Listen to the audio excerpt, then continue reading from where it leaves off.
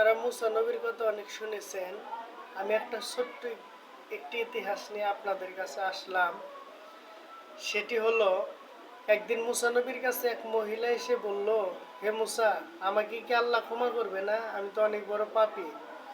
মুসা নবী বলল যে, তুমি কি পাপ করেছো?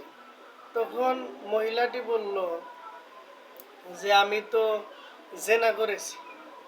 জেনা করার পর আমার গর্ভে সন্তান হয়েছে। সেই সন্তানটার জন্ম হওয়ার পরে সেই সন্তানটা আমি গলায় টিপে মেরে ফেলেছি। এই গুনাহ কি আল্লাহ আমাকে মাফ করবে? মুসা নবী বলল যে, এটা কি করে সম্ভব? এটা তো জামিন অযোগ্য মামলা, এটা তো মাফ হওয়ার কথা না, মাফ হবে না। তখন মহিলাটা অনেক হতাশা হয়ে গেল।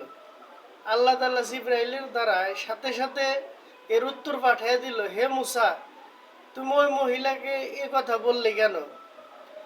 তখন মুসা তো অবাক। তখন জিবরাইল বলল যে, তুমি বলে দাও যে আল্লাহ তাকে মাফ করবে, তোমার দরজা খোলা আছে।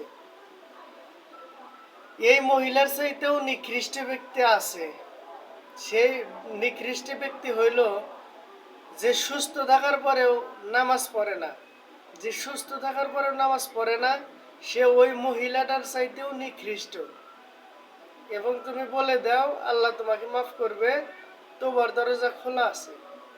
এই জন্য ভাই বন্ধুরা, আপনাদের সবার কাছে আকুল আবেদন, সবার কাছে করজোরে রিকোয়েস্ট, আপনারা সুস্থ থাকার পরেও ভাইজানরা নামাজ ত্যাগ করেন না।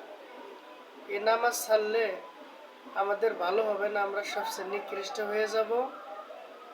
আল্লাহকে ভয় করুন, আল্লাহর পথে চলুন। আসেন আমরা সবাই মিলে আল্লাহর গুণগান গাই এবং মানুষকে ইসলামের পথে আহ্বান জানাই।